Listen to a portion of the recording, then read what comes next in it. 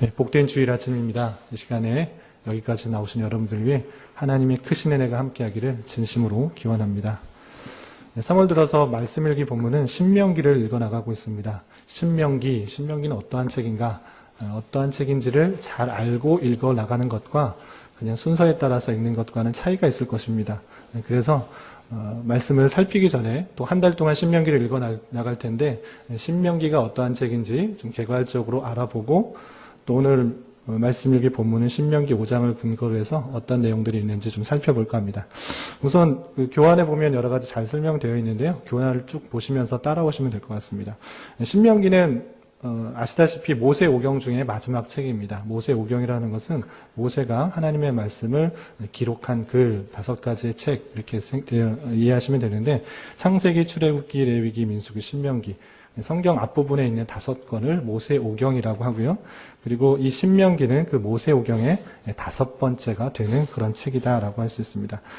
그래서 이 모세 오경의 마지막 책이라고 했을 때 어떻게 보면 이 모세오경의 결론과 같은 내용을 종합하는 그런 성격도 있다라고 이해하시면 되고요. 그리고 뒤이어서 나오는 예언서의 서론과 같은 역할을 한다라고 이해하시면 될 것입니다. 그리고 이 신명기에서는 다른 성경들도 많이 신약 성경에 인용되고 있지만 특별히 신명기는 신약 성경 중에 17권에서 신명기의 내용들을 직접적으로 또는 간접적으로 이렇게 인용하고 있는 80여 차례나 인용되고 있는 그런 책이다라고 이해하시면 될 것입니다. 그만큼 그 내용에 있어서 중요하기 때문에 또 많이 인용되고 있는 그런 모습을 살펴볼 수 있습니다. 그리고 이 신명기라고 했을 때 한자를 보시면 아시겠지만 새로운 신자가 아니고 거듭할 신자 되어 있습니다. 거듭할 신자. 신명기라는 것은 하나님의 말씀, 율법들을 거듭해서 기록해 놓은 글이다. 거듭해서 나온 그런 책이다라고 이해하시면 될 것입니다. 그래서 출애굽한 이스라엘 백성들, 1세대, 출애굽을 경험한 1세대, 20세 이상의 1세대들은 다 광야에서 죽게 되고요. 새로운 세대, 출애굽을 경험하지 못한 세대, 광야에서 태어난 세대와 출애굽을 경험했지만 20세 이하였기 때문에 아주 어린 세대들, 그 세대들에게 모세가 죽음을 앞두고 어떻게 살아야 될지를 설교한 세 편의 설교이다라고 이해하시면 될 것입니다.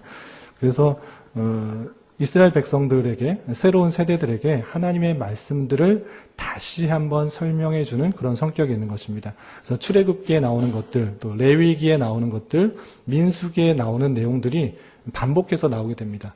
단순한 반복이 아니라 새로운 세대들에게 그런 율법들이 있다는 것들을 소개해 줄 뿐만 아니라 너희들이 힘써 지켜서 하나님의 말씀대로 준행해야지 올바르게 살아가는 것이다. 실제로 그런 삶을 살아가야 된다. 이게 강조하고 있는 것입니다.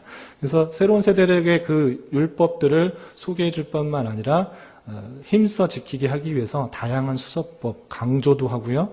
또는 경고도 하고요. 훈계도 하고요. 저주도 선포할 뿐만 아니라 다양한 방법을 통해서 이 새로운 세대들에게 설교하고 있는 그런 내용이 신명이다라고 생각하시면 될 것입니다. 오늘 이 시간에는 말씀 일기 본문이 5장이기 때문에 5장을 근거로 해서 말씀을 좀 나눌까 하는데 5장에는 우리 읽진 않았지만 10계명이 반복해서 나오는 모습을 살펴볼 수 있습니다. 출애굽기 20장에도 10계명이 나오지만 아까 말씀드린 것처럼 출애굽기에 나오는 그 율법을 다시 한번 반복해서 설명해주고 힘써 지키라는 내용들이 있습니다.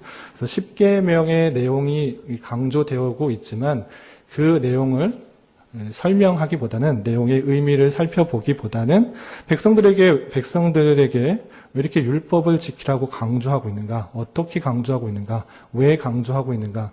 그 율법을 지키는 목적이 무엇인가를 중점적으로 살펴보는 시간이 되었으면 좋겠고요. 그리고 그것을 통해서 오늘날 우리가 이 말씀을 읽으면서 어떻게 적용할 수 있는지를 좀 생각해보는 시간을 가질까 합니다.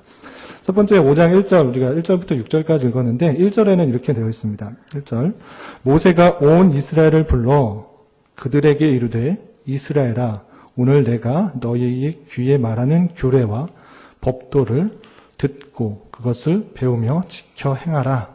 예.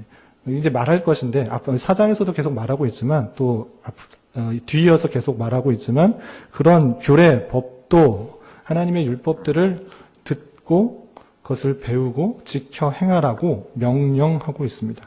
그렇다면 그 대상이 누구인가? 그렇게 언약을 세우고 또 말씀을 들어야 되는 대상이 누구인가?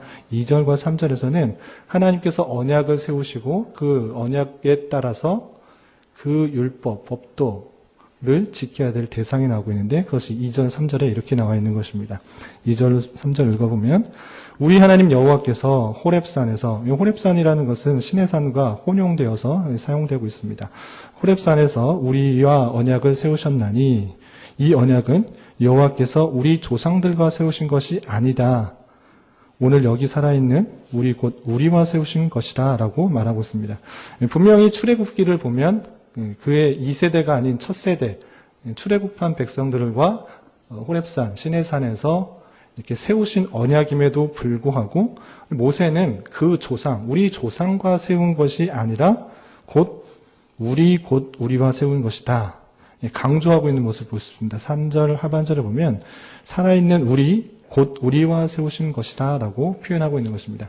그러니까 하나님께서 언약을 맺으셨을 때 시간적으로 볼 때는 우리 조상 약 40년 전에 시내산에서 또는 호렙산에서 그 조상들과 세우신 것이지만 언약을 맺으신 것이지만 그 조상들에게만 해당되는 것이 아니라 시간과 역사를 초월하신 그 하나님께서 하나님의 백성 전체와 세우신 것으로 모세는 이해하고 그 백성들에게 선포하고 있다는 것입니다.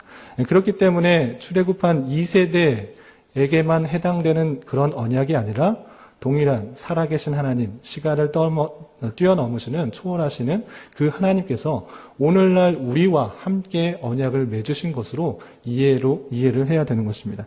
모세는 그렇게 말하고 있는 것입니다. 그 언약을 맺은 것은 조상들에게 맺은 것이 아니라 곧 우리와 세우신 것이다. 강조하면서 하나님과 우리와 언약을 맺어서 그 율법들을 수행할 대상으로서 우리를 말하고 있는 것을 기억해야 될 것입니다.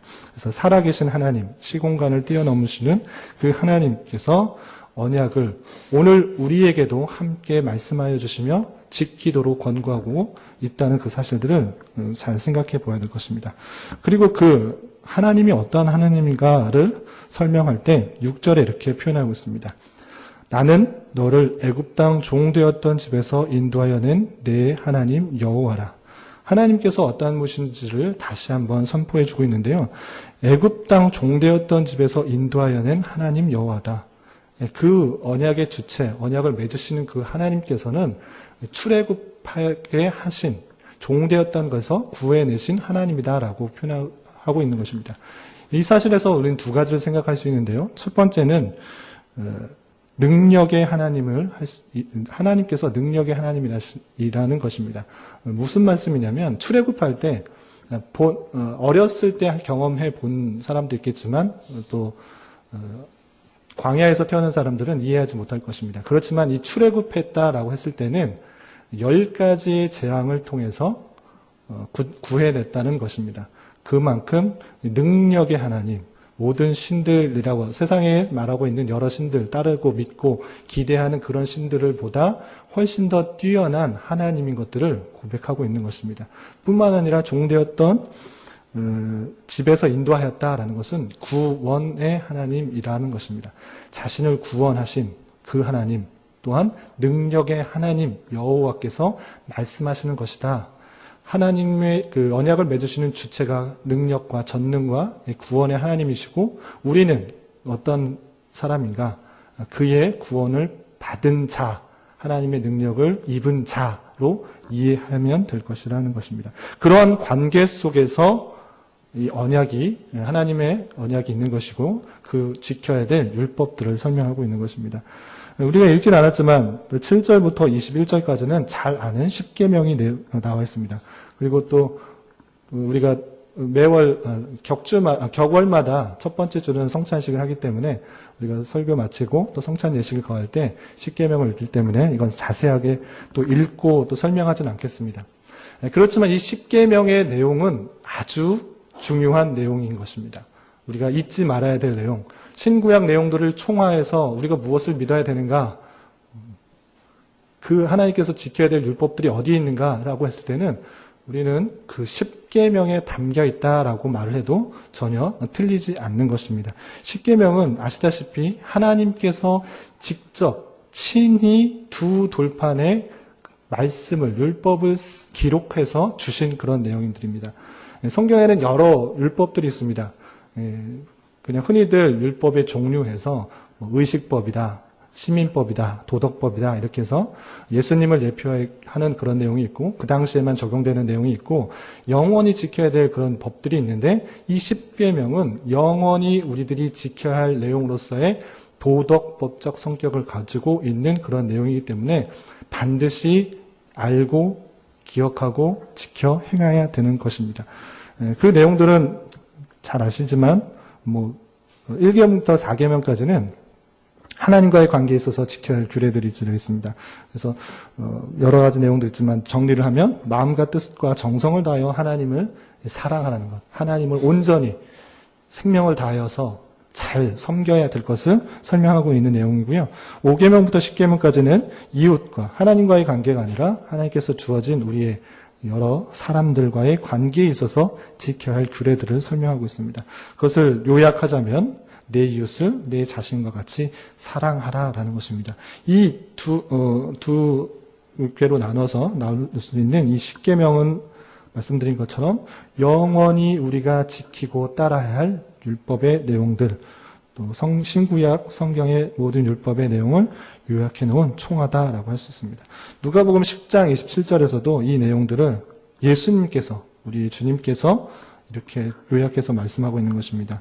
옆에 교환에 나와 있는데요.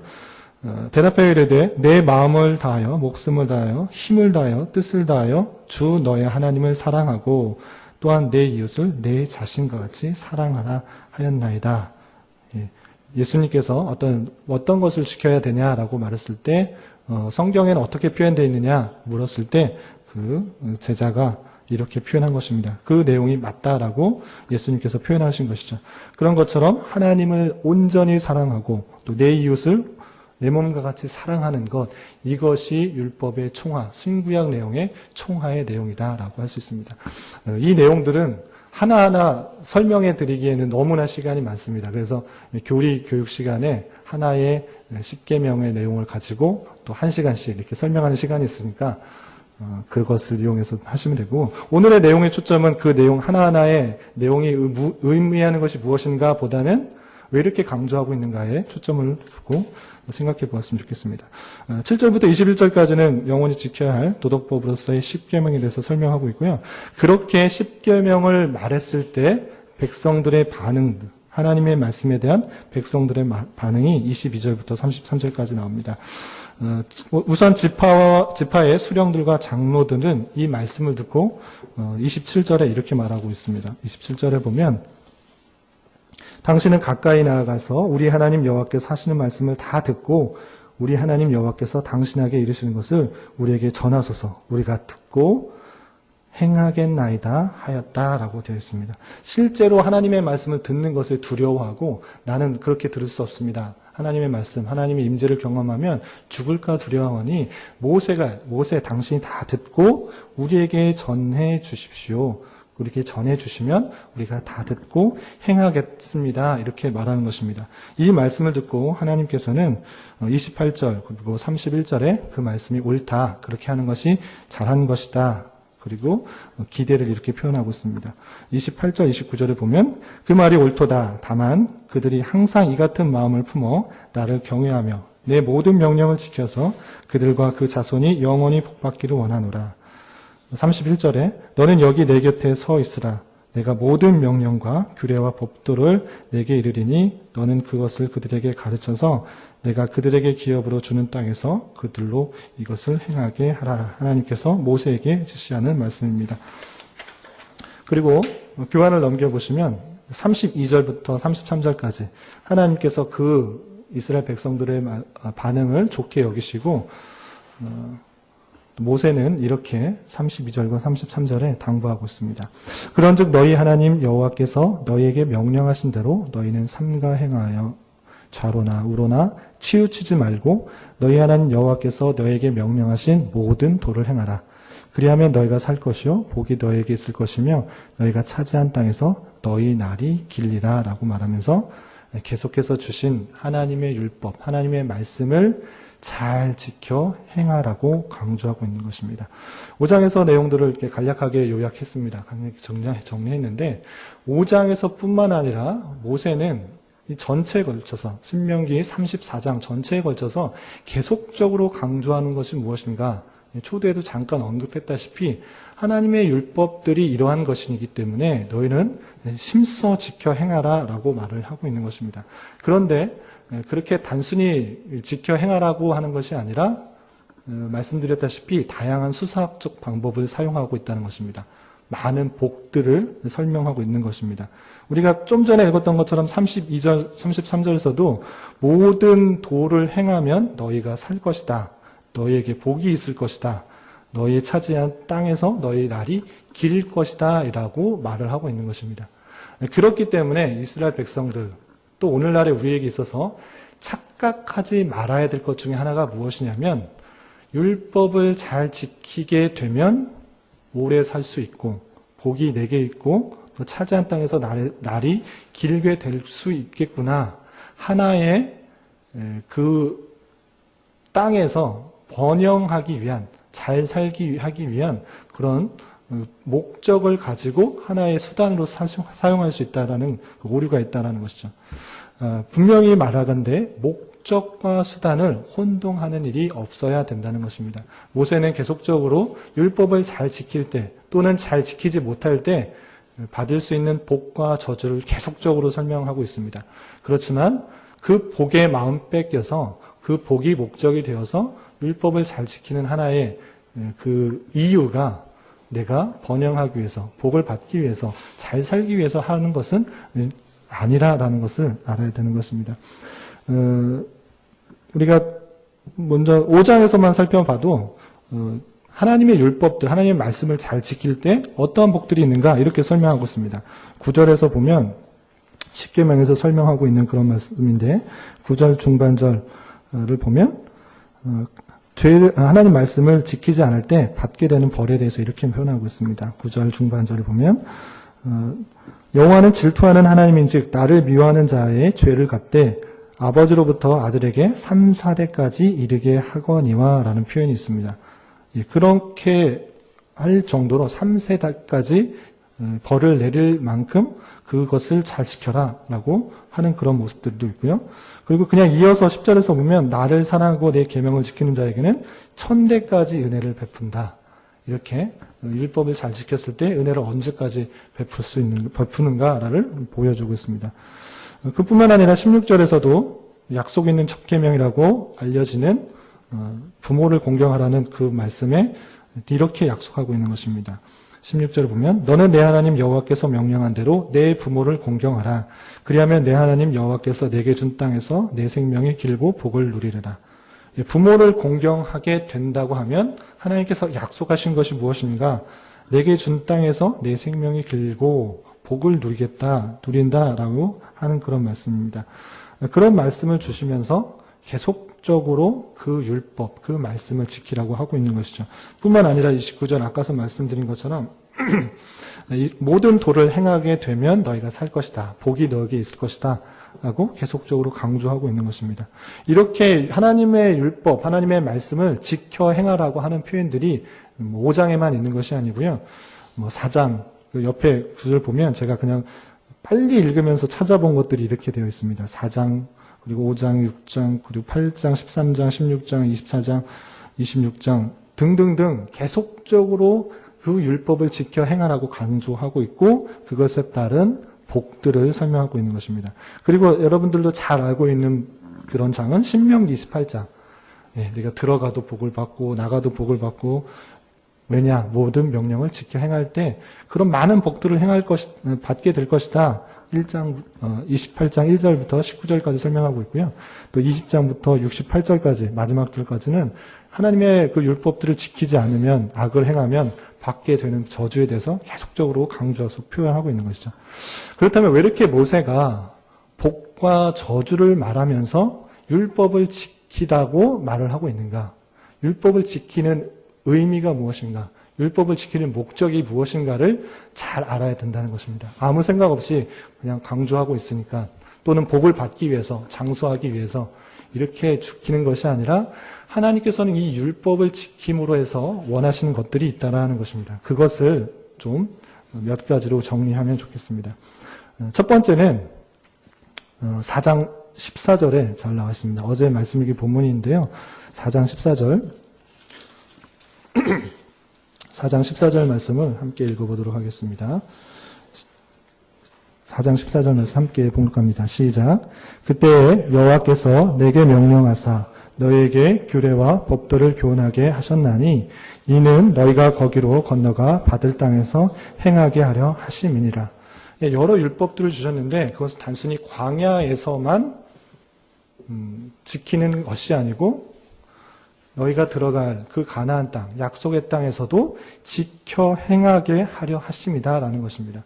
여기서는 가만히 있고 광야에서는 가만히 있고 율법의 약속의 땅 가나안 땅에 들어가면 그때부터 행하는 것이 아니고 계속적으로 행하는 것을 통해서 하나님을 계속 기억하고 습관화돼서 가나안 땅에서도 동일하게 행하도록 그렇게 하신 말씀을 살펴볼 수 있습니다.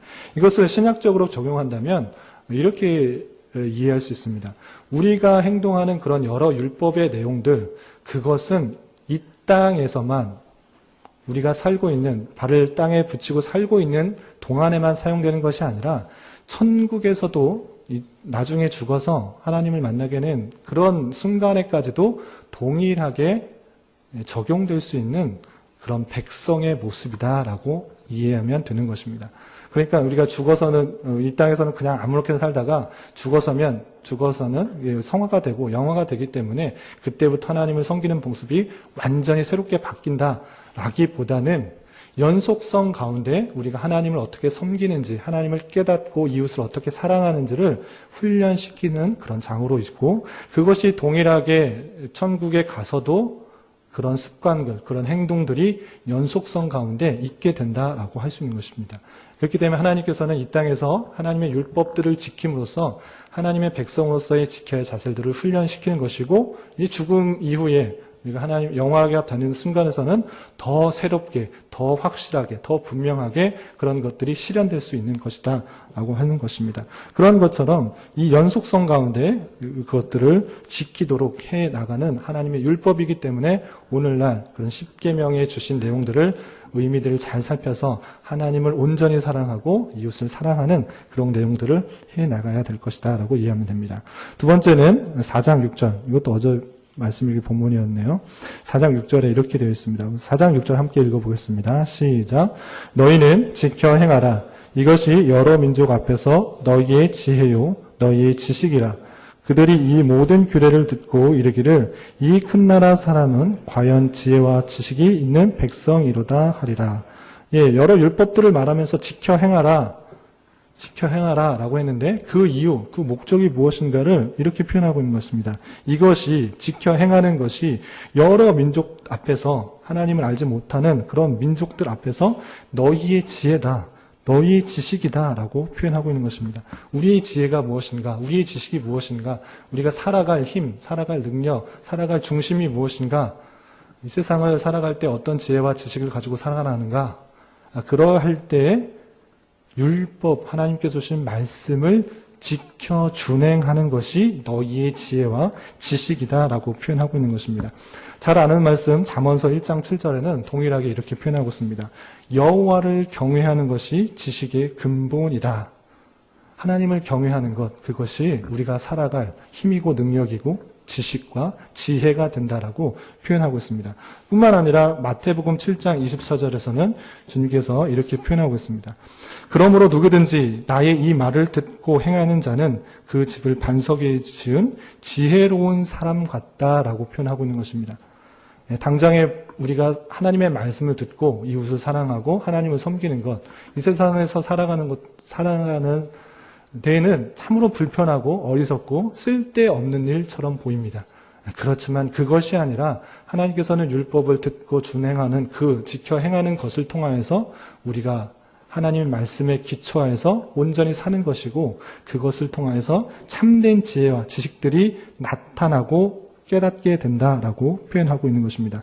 뿐만 아니라 믿지 않는 백성으로서도 저 백성은, 하나님의 백성은, 하나님의 사람은, 성도는, 크리스찬들은 세상과는 다른 삶을 사는구나라고 깨닫고 저 나라 사람들, 큰 나라 사람은 과연 지혜와 지식이 있는 백성이로다라고 고백되는 것이다라고 하는 것입니다. 큰 나라 사람, 여기서 인구가 많아서 큰 나라가 아니라 비록 인구와 또는 가지고 있는 땅이나 재산들은 적을지 몰라도 갖고 있는 내용이 소중하고 또 자신 있는 그런 삶이기 때문에 큰 나라라고 표현하고 있을 뿐만 아니라 과연 지혜와 지식이 있는 백성이로다라고 고백될 수 있다라고 말하고 있습니다. 그것처럼 우리는 말씀을 단순히 듣고 배우는 데 그치는 것이 아니라 지켜 행하는 그런 모습을 통해서 하나님께서는 그것이 참된 우리의 지혜과 지식이라는 것들을 보여주고 있다는 사실들을 기억해 보아야 될 것입니다. 마지막으로 이렇게 율법을 잘 지키도록 계속적으로 강조하고 있는 이유가 무엇인가? 신명기 26장 19절을 좀 살펴보겠습니다. 조금 뒤로 넘겨서요. 신명기 26장 19절. 성경이 없으신 분들은 교환을 그냥 참고해 주시면 되겠습니다. 함께 봉독하겠습니다. 시작. 그런즉 여호와께서 너를 그 지으신 모든 민족 위에 뛰어나게 하사 찬송과 명예와 영광을 삼으시고 그가 말씀하신 대로 너를 내 하나님 여호와의 성민이 되게 하시리라. 18절에서 보면 그 말씀대로 지켰을 때에 이렇게 된다라는 것입니다. 18절 제가 전반절을 읽어보면 여호와께서도 내게 말씀하신 대로 오늘 너를 그의 보배로운 백성이 되게 하시고 그의 모든 명령을 지키라 확언하셨느니라. 그의 모든 명령을 지키라라고 말씀하셨는데 그렇게 되면 19절에 이렇게 표현하고 있는 것입니다. 너를 그 지으신 모든 민족 위에 뛰어나게 하사 찬송과 명예와 영광을 삼으신다. 그리고 그가 말씀하신 대로 너를 내 하나님 여호와의 성민이 되게 하신다라고 표현하고 있는 것입니다. 하나님께서 율법을 지키라고 했을 때 지키게 되면 모든 민족 위에 뛰어난 민족으로 삼으신다. 그리고 율법을 준수하는 그런 모습을 통해서 찬송과 명예와 영광을 삼으신다라고 하고 있는 것입니다. 우리가 이런 하나님의 말씀대로 살아가는 그런 모습을 통해서 하나님께는 온전한 찬송이 되고요, 명예가 되고 영광을 삼으신다라는 그 사실들을 통해서 우리가 하나님께 어떻게 영광을 돌리는 것인가, 찬송을 열심히 하는 것이 영광을 돌리는 것인가, 영광의 찬송을 계속적으로 하는 것이 영광이 돌려지는 것인가, 아니면 연예인이 돼서 수상소감에 모든 영광을 하나님께 돌립니다. 이렇게 말해야 영광을 돌리시는 것인가? 그것이 아니라 우리에게 주어진 율법의 말씀들을 지켜 순종하고 행하는 것을 통해서 하나님께서는 찬송이 되고 명예가 되고 영광이 되는 것이고, 그런 삶을 통하여서 모든 민족 위에 뛰어나게 하시며 그리고 거룩한 백성 여호와의 성민이 되게 하신다라는 그 사실들을 잊지 말아야 될 것입니다. 그래서 율법을 이렇게 강조하고 있는 이유와 목적들을 잘 기억해야 될 것입니다. 이렇게 이런 말씀을 듣고 신약시대를 살아가는 우리들로서 우리는 어떠한 삶을 살아야 될 것인가 많이 있겠지만 오늘 말씀에 근거해서 세 가지로 강조하고 우리의 삶을 되돌아봤으면 좋겠습니다. 첫 번째는 들어야 됩니다. 하나님 말씀에 귀를 기울이며 우리는 살아야 되는 존재입니다. 그렇지만 얼마나 하나님의 말씀을 듣고 있는지 내 자신을 삼가 살펴보아야 될 것입니다. 하나님 말씀에 얼마나 귀를 기울이고 있는지, 다른 표현으로는 하나님 말씀을 얼마나 읽고 있는지, 주어진 성경을 얼마나 읽는데 신경을 쓰고 있는지 되돌아보았으면 좋겠습니다. 일주일의 삶 속에 정말 하나님의 말씀을 듣는 시간, 읽는 시간, 그것은 얼마나 되고 있습니까? 예배드리는 단 30분, 1시간 그 시간만 하나님의 말씀에 귀 기울이고 있지 않는지 되돌아봐야 될 것입니다. 오늘날의 다양한 할 일들, 또 해야 될 일들, 바쁜 그런 스케줄 가운데 하나님의 말씀에 귀를 기울이는 시간에 점점 줄어들고 있는 모습은 아닌가 되돌아보았으면 좋겠습니다. 하나님의 말씀에 귀를 기울이는 것에 점점 멀리한다면 우리가 점점 하나님의 백성으로서의 면모를, 하나님의 율법들을 깨닫지 못함으로 말미암아 그 면모들을 잃어가고 있다는 사실들을 생각해 보면서 열심히 듣는데 요즘 저희 교회 홈페이지나 또 스마트폰을 통해서 잘 들을 수 있는데 그렇게 듣는 것, 그것도 힘들고 한다면 시간을 내어서 성경책을 읽는 그런 시간들을 확실하게 다짐하면서 읽는 습관들을 기르어야 될 것입니다. 두 번째는 배워야 될 것입니다. 율법 그 자체를 듣는 것 또는 읽는 것에 그치는 것은 한계가 있습니다. 성경책을 백독했다는 말을 종종 오래된 신앙의 권사님이나 장로님한테 듣습니다. 그렇지만 그 내용이 무엇인가라고 물었을 때 정말 기복적인 신앙을 갖고 있는 경우가 종종 있는 것을 보게 됩니다. 성경을 많이 읽었다라고 해서 그것에 그치는 것은 좀 조심스럽습니다. 물론 많이 읽는 것이 중요한데 그것이 말하고 있는 것이 무엇인지를 올바로 깨닫는 것이 중요한 것이죠. 그리고 우리가 신명기를 읽고 또 레위기를 읽고 민수기를 읽고 읽어보면 아시겠지만 우리 지켜야 될 것, 지켜라고 직접적으로 말하고 있는 것들이 대단히 많습니다. 그렇지만 그것을 문자적으로 지켜야 될 것이 아니라 그것이 의식법인가, 도덕법인가, 아니면 시민법인가 구분해서 받아들여야 되는데 그것을 알지 못하고 깨닫지 못하고 지키라고 했으니까 무조건적으로 문자적으로 지키는 것은 오류에 빠질 수 있다는 것이죠. 그렇기 때문에 듣는 것, 읽는 것에 그치는 것이 아니라 우리는 배워야 됩니다. 그것이 말씀하는 것이 무엇인지, 의미가 무엇인지, 목적이 무엇인지를 부지런히 배워서 그것을 이해해야 될 것입니다. 올해 들어서 여러 강좌가 많습니다. 신학 강좌도 많고요. 또 구역장 성경 공부도 오픈되어 있기 때문에 또 여러 사람들이 함께 참여할 수 있고요. 그리고 CCC 어머니 순에서 로마서 강해를 한다든가 아니면 월요일마다 또 히브리 구약 성경을 공부하는 그런 강좌들이 있습니다. 뿐만 아니라 매주 수요일에는 신학 교리들을 배우는 그런 강좌들이 많이 있습니다. 그런 강좌들이 많이 있음에도 불구하고 내가 시간을 내서 또 신경을 써서 배우지 않는다면 그것이 의미하는 바를 올바로 깨닫지 못하여서 잘못된 길로 또는 내가 어떻게 행해야 되는지 모를 수 있다는 것을 알아야 될 것입니다. 그렇기 때문에 부지런히 배우기를 여러 기회를 통해서 배우기를 힘썼으면 좋겠습니다. 그리고 마지막으로 강조되어야 될 것, 핵심적으로 말씀드리고 싶은 것은 배우는 데 그치는 것이 아니라 지켜 행해야 될 것입니다. 오늘날 우리 신앙생활에 있어서 또 우리 교회에 있어서 또 연약한 점이 하나가 무엇인가 생각해 볼 때 배운 만큼 우리가 정말 잘 살고 있는가 실천하고 있는가 그랬을 때 좀 부족하고 연약하지 않은가 생각해 봅니다. 어느 교회보다 우리 교회의 말씀을 중시하고 교리의 내용들 중시해서 많이 배우고 익혔다라고 자신하지만 그것에 대한 삶이 잘 나타나고 있는가 했을 때는 좀 연약한 부분들이 보인다라는 생각합니다. 그렇기 때문에 우리가 힘써 해야 될 것은 무엇인가? 받은 바 하나님의 말씀의 내용을 힘써 지켜야 하는 것입니다. 야고보서 2장 17절에는 야고보 사도가 이렇게 표현하고 있습니다. 그냥 믿는다라고 말하지만 실제로 삶이 없다는 것을 통해서 행함이 없는 믿음은 그 자체가 죽은 것이다 라고 표현하기까지 그 행함을 강조하고 있는 모습을 살펴볼 수 있습니다.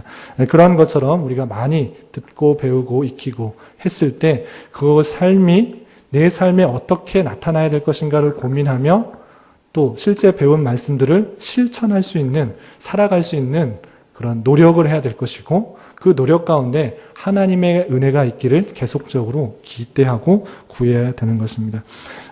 그리고 또 주의해야 될 것은 무엇이냐면 내가 알고 있다는 것 자체가 만족이 될 수 있다는 것입니다. 내가 의신칭의도 알아, 삼위일체 교리도 알아, 하나님이 어떤 분이신 줄 알아, 예정도 알아, 많은 것들을 알고 있는 그 자체가 나의 만족과 위안과 의의가 된다라는 것입니다. 그것 자체가 의로 삼고 있지 않은지는 되돌아봐야 될 것입니다. 그것에 그치는 것이 아니라 그것이 실천되는 삶, 삶으로 나타나는 삶, 그것을 알고 있는 자, 예정론을 알고 있는 자의 삶은 어떻게 드러날 것인가 실제적으로 행함이 필요하다라고 할 수 있는 것입니다. 또한 여러 율법의 의미와 목적을 제대로 이해하지 못한 채 율법을 문자적으로 지키는 것을 의로움으로 여기고 그렇지 않은 자를 평가하는 잣대로 남을 평가하고 틀리다, 옳다 하고 있는 그런 바리새인과 같은 모습은 없는지 되돌아보아야 될 것입니다. 말씀을 정리할까 합니다. 하나님께서 율법을 우리에게 주시고 지키도록 명령하신 실제 이유는 율법을 지키는 자를 구원하시기 위함도 아니고 이 땅에서 오랫동안 평안하고 풍요롭게 번영되고 복받게 하기 위함도 아님을 잘 이해해야 할 것입니다. 그것은 오직 이미 구원받은 하나님의 백성으로서 마땅히 지켜야 할 것들을 훈련시키셔서 하나님의 백성답게 빚어가시기 위함인 것입니다. 우리는 하나님의 백성답게 이미 예수 그리스도로 말미암아 구원 얻은 백성답게 아름다운 보석과 같이 연단되어 빚어져 가고 있는지, 또 빛과 소금의 역할을 감당하고 있는지 늘 자신을 되돌아보며 점검하며 살아가야 할 것입니다. 세상에 속한 사람은 이 땅이 전부라고 생각하기 때문에 오직 자신의 유익만을 위한 가치관을 가지고 살아갈 수밖에 없습니다. 그러나 우리는 그러한 백성이 아니라 하나님의 백성이요 영원한 나라의 소망을 둔 자이기 때문에 세상의 가치관과 땅의 소리들에 너무 귀를 맡기지 말고 마음에 두지 말고 하나님 말씀에 귀를 기울이며 살아가야 할 것입니다. 그리고 그 말씀들을 부지런히 듣고 배우고 지켜 행하며 하나님께 찬송과 명예와 영광이 돌려지게 하며 하나님의 백성으로서의 품위와 용모가 드러나는 삶을 살아가야 하겠습니다. 이러한 결단과 다짐이 저와 여러분들 가운데 한평생 늘 함께하기를 진심으로 기원합니다. 기도하겠습니다. 하나님 아버지 감사합니다. 오늘 출애굽한 이스라엘 백성 제2세대들에게 하나님께서 주신 율법의 말씀을 다시 한번 강조하며 지킬 것을 교훈받았습니다.